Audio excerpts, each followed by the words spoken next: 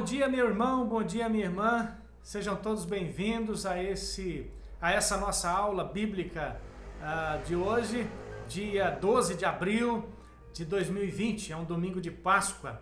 Eu imagino que talvez você esteja um pouco triste porque não pôde reunir todos os amigos, os familiares para celebrar a Páscoa, a ressurreição do nosso Senhor.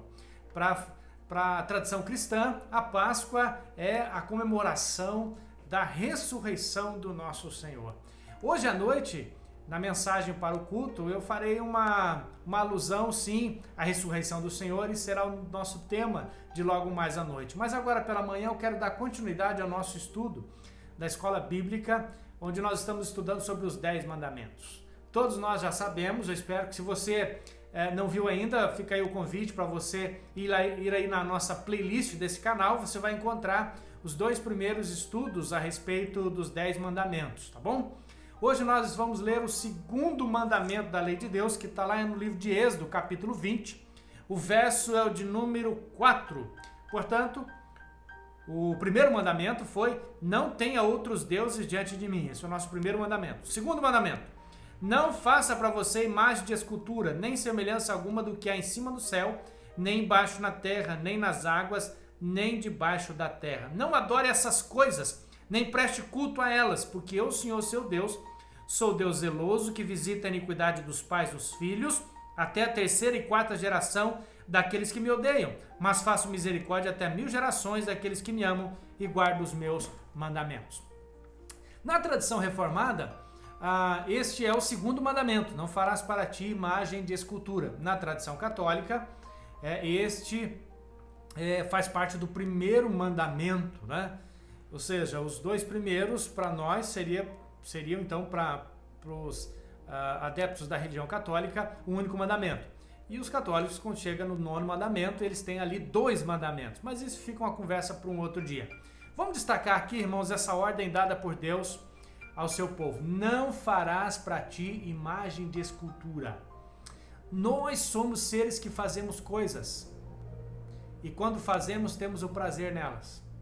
Nesse ponto aqui, há o fascínio, há uma necessidade. Nós somos, conforme diz o estudioso, homo idolater, enquanto essência, criaturas que são capazes de talhar o próprio Deus. E qual é a razão disso? A razão disso é que nós temos de adorar e assim o fazemos. E a alma do homem abomina o vazio. Sua alma encontra um objeto de adoração, seja na prateleira, seja no altar, seja no espelho ou no céu. Em Atos 17, nós temos um grande exemplo. Quando o apóstolo Paulo chega a Atenas, ele encontra ali naquele lugar de discussão, naquele lugar onde as pessoas se reuniam, um monumento dedicado ao Deus desconhecido. Tamanha era a necessidade das pessoas de agradarem a algum Deus. O mandamento que nós lemos, o mandamento em apreço, diz claramente, proíbe claramente qualquer coisa que atraia os olhos com a finalidade de seduzir a alma. Deus exige, portanto, nesse mandamento, uma adoração que seja condizente com o seu caráter. Deus exige, portanto, de que nós tenhamos a nossa alma dedicada tão somente a Ele. Deus não admite que Ele seja representado por algum objeto. Bom, o que há de errado nessa necessidade que temos de adorar é que a adoração errada implica num Deus errado. Um ídolo que substitui o Deus verdadeiro vai nos levar a um Deus falso. Cada ídolo não só está abaixo da realidade do verdadeiro Deus, como mente a respeito dele. Mas afinal, o que é que nós podemos inferir nesse mandamento? Primeira coisa que nós podemos inferir: ídolos implicam infinitude. Veja bem, um ídolo é algo material. Ele precisa ser levado de um lado para o outro. Trata-se de um estéril substituto de Deus. Não há como um objeto finito ser adorado como Deus infinito. Na verdade, todas as coisas são finitas. E quando nós buscamos numa coisa a eternidade, simplesmente nós estamos sendo enganados pela nossa própria necessidade de adorar. Quando dizemos aqui está, significa que essa coisa não está em outro lugar. Portanto, isso não pode se aplicar, esse conceito não pode se aplicar a Deus, porque Deus, o Eterno, ele é onipresente, está em todo lugar. Deus encerra em si mesmo todos os atributos da divindade em seu grau infinito. Exemplo, Deus, ele não é somente justo, ele é infinitamente justo. Deus não é somente presente, ele é infinitamente presente. Portanto, ídolos implicam infinitude. Eles têm começo e têm fim. Não se aplica, portanto, ao nosso Deus. Ídolos implicam também, no segundo momento, em fabricação. E o mandamento em apreço diz: não farás. Qualquer criança, meu querido ouvinte, é capaz de construir ou fabricar alguma coisa. E isto dá uma satisfação enorme. A questão aqui é que o Criador de todas as coisas não nos permitiu fazer uma imagem dele, mas nos criou a sua imagem, a sua semelhança. Um filósofo alemão, Feuerbach, chamou Deus de uma projeção, um ser que resulta do desejo.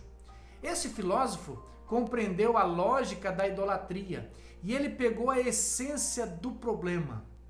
Alguém faz um ídolo, cria um objeto, por tê-lo criado, age como se ele, o objeto, o estivesse observando. O criador do objeto acredita que o objeto o vê. Isso é o que fazemos quando falamos a respeito de um Deus, com letra minúscula. Ora, o nosso Deus, ele é o Criador. É ele quem traz à existência as coisas que não existem. É ele que tem a capacidade de trazer do nada as coisas para a nossa realidade. Portanto, se não tomarmos cuidados, nós podemos cair exatamente nessa cilada descrita pelo filósofo. Ora, todos nós, irmãos, temos como referência, eu espero que você tenha como referência, a Bíblia Sagrada. E a Bíblia Sagrada diz claramente para nós a respeito da inutilidade dos ídolos. Eu quero ler com você um trecho do profeta Isaías, capítulo de número 44, do verso 9 até o verso 17. Ainda que a leitura seja longa, vale a pena acompanhar. Eu gostaria que você pudesse depois, se você quiser ler com mais atenção. Isaías 44, verso 9 em diante. Diz assim a palavra de Deus: todos os artífices de imagens de escultura são nada, e as coisas que eles tanto estimam não têm valor nenhum. Eles mesmos são testemunhas de que elas nada veem, nada entendem, para que sejam envergonhados. Quem formaria um Deus ou fundiria uma imagem de escultura que não tem valor nenhum? Eis que todos os seus seguidores ficarão envergonhados, pois os artífices não passam de homens. Que todos eles se reúnem e se apresentem, sentirão pavor e todos juntos serão envergonhados. O ferreiro pega uma ferramenta e trabalha nas brasas, vai moldando um ídolo com um martelo e forja-o com a força do seu braço. Ele tem fome e perde as forças, não bebe água e desfalece. O carpinteiro estende o cordel sobre a madeira e com lápis esboça uma imagem, alisa-o com a plaina, marca com o compasso e faz uma escultura à semelhança e beleza de um ser humano para ser colocada num templo. Um homem corta para si cedros, toma um cipreste ou um carvalho, fazendo escolha entre as árvores do bosque, planta um pinheiro e a chuva o faz crescer. Tais árvores servem ao homem para queimar, com parte de sua madeira ele se aquece e também assa o pão. E com a outra faz ele um Deus e se prostra diante dele. Esculpe uma imagem e se ajoelha diante dela. Metade queima no fogo e com ela assa a carne para comer. Faz um assado, dele se farta, também se aquece e diz: ah, já estou aquecido. É como olhar para o fogo. Do resto ele faz um Deus, uma imagem de escultura, ajoelha-se diante dela, prostra-se e lhe dirige uma oração dizendo: livra-me porque tu és o meu Deus. Nada sabem, nada entendem, porque os olhos deles estão grudados para que não vejam, e o coração deles já não pode entender. Nenhum deles cai em si, já não há conhecimento nem compreensão para dizer: metade da madeira queimei e sobre as brasas assei pão e carne para comer. E será que daquilo que restou eu faria uma abominação? Deveria eu me ajoelhar diante de um pedaço de madeira? Tal homem se apacenta de cinza. o seu coração enganado o iludiu, de maneira que não pode livrar a sua alma, nem dizer, não há mentira isso que eu tenho na minha mão? Olha que palavra importante, Isaías 44, do verso 9 em diante. Portanto, ídolos implicam em fabricação. Perceba, ídolos são projeções humanas da divindade.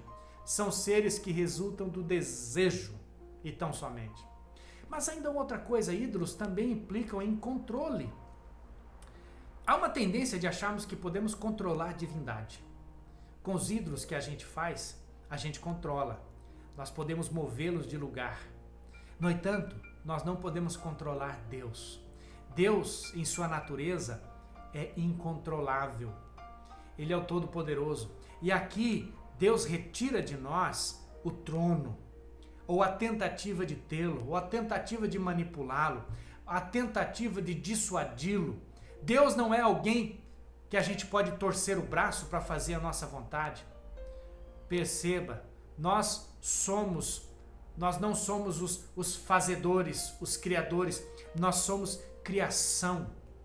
João Calvino lembrou muito bem, Deus quer que sua semelhança apareça em nós, e não que nós encontremos a semelhança de Deus em alguma coisa.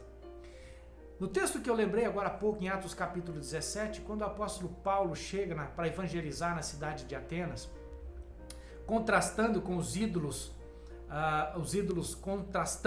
locais com o Deus vivo, Paulo diz assim: o Deus que eu quero apresentar para vocês, esse Deus desconhecido, é o Deus que fez o mundo e que nele existe. Sem ele, Senhor do céu e da terra, ele que não habita em santuários feitos por mãos humanas. Deus não é servido por mãos humanas, como se de alguma coisa precisasse, pois ele mesmo é a quem todos dá vida, respiração e tudo mais. Paulo tem o seu coração no Senhor e Paulo se arrisca e tem coragem de dizer que todos os outros ali demonstrados, os ídolos ali demonstrados, não servem para nada. Não estamos aqui, você não está aqui, porque Deus precisa de algo, Deus precisa da sua adoração e do seu favor. Deus não precisa de nada. Ele glorifica a si mesmo por meio do seu povo. O Deus da Bíblia é um Deus zeloso, que zela pelo seu nome, pelos seus atributos. Veja o que diz o apóstolo Paulo. Sendo, pois, geração de Deus, não devemos pensar que a divindade é semelhante a ouro, prata ou pedra, trabalhados pela arte e imaginação do homem. Trabalhados pela arte e a imaginação do homem. Atos capítulo 17, verso 29. Repetidas vezes, meus irmãos e minhas irmãs, a Escritura zomba da insanidade da adoração a ídolos. Uma ocasião muito oportuna, vale a pena lembrar agora, em 1º livro dos Reis, capítulo 18, nós temos a passagem conhecida como a Batalha dos Deuses, onde Elias enfrenta os 400 e tantos profetas de Baal. Ele enfrentou os profetas da idolatria. Eles se feriram, esses profetas, por horas, tentando chamar a atenção de Baal. Porém, não houve resposta alguma. Mas Elias usa um sarcasmo íntegro ao dizer aos profetas: quem sabe Baal não foi dormir ou tenha ido ao banheiro? Afinal, vocês têm que alimentar o seu ídolo. Talvez ele tenha outras necessidades também. Sem mais delongas, ídolos também implicam em visual. E aqui, irmãos, eu quero que você preste muita atenção no que eu vou falar. Nós gostamos de dizer ver para crer. Porém, não é assim. Ver não é crer. As coisas mais importantes são as que não são vistas, que não são tocadas. Em Hebreus, capítulo 11, verso 1, nós temos o verso clássico que com certeza é conhecido da maioria de vocês. A fé é a certeza das coisas que se esperam, a convicção de fatos que não se veem. Jesus também disse para Tomé: Tomé, porque me viste e creste? Bem-aventurados, felizes são aqueles que não viram e creram. Essa palavra é muito importante, meu irmão, minha irmã. Nos nossos dias, nós temos tido preferência pelo visual em vez do verbal da palavra. Isso vai de encontro à nossa compreensão da autoridade da Escritura e da centralidade da pregação. Existe uma perda de confiança no poder da palavra que parece afetar muitos púlpitos hoje e muitos pregadores. O resultado disso é a fome, é a inanição espiritual, não há crescimento espiritual. Daí a necessidade de preenchermos com luzes, efeitos, músicas o tempo todo. O tempo que seria dedicado ao uso da palavra. Deus não está preocupado em que as pessoas o vejam, mas Deus quer que as pessoas o obedeçam. Para concluir, irmãos, este segundo mandamento, ele é seguido de uma afirmação, mas também de uma advertência muito séria. Nós lemos, não adore essas coisas. Eu sou Deus zeloso, que visito a iniquidade dos pais nos filhos até a 3ª e 4ª geração daqueles que me odeiam, mas faço misericórdia até 1000 gerações daqueles que me amam e guardam os meus mandamentos. É por essa razão, meu irmão, minha irmã, que o segundo mandamento permanece importante para todos nós. Nossas convicções teológicas e nossos padrões de adoração moldam as gerações vindouras. Prestar adoração errada a Deus implica em adorar um Deus errado. Traz morte espiritual para as gerações futuras. É preciso entender que o nosso coração pode se tornar, por natureza, uma fábrica de ídolos. E isso, mais uma vez, evidencia que somos uma raça caída. Então fica claro que sempre teremos essa tendência à idolatria. Mesmo no nosso meio, precisamos cuidar para que o visual não ofusque o verbal. Não devemos fazer imagem alguma do Pai, de Deus, o nosso Pai. Não devemos tentar retratá-lo, como se pudéssemos assim fazê-lo. Se fosse para conhecermos a imagem visual de Cristo, nosso Deus encarnado, ele nos teria deixado uma imagem, um visual, mas ele não fez isso. Portanto, Deus condena qualquer tipo de imagem e não autoriza o uso delas como representação de si mesmo. Contudo, meu irmão, minha irmã, nós temos um ícone, uma imagem, mas não que fizemos ou inventamos. Um ícone que deve ser o objeto e foco da nossa adoração. Jesus Cristo, o Filho de Deus.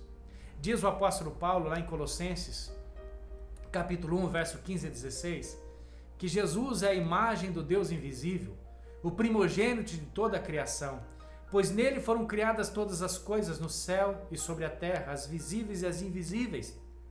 Sejam tronos, sejam soberanias, quer principados, quer potestades, tudo foi criado por meio dele e para ele. Mas veja bem, mesmo Jesus Cristo sendo a imagem visível do Deus invisível, no entanto, mesmo como ícone, Jesus Cristo, o nosso Senhor, não é uma imagem visual para nós. Ele é muito mais do que isso. Não há nenhuma representação fiel da pessoa de Jesus, a qual podemos nos prostrar e adorar. Nossa adoração a Ele não pode se transformar numa outra idolatria. Nós pregamos a Cristo e este crucificado. Apontamos para o Cristo em sua glória.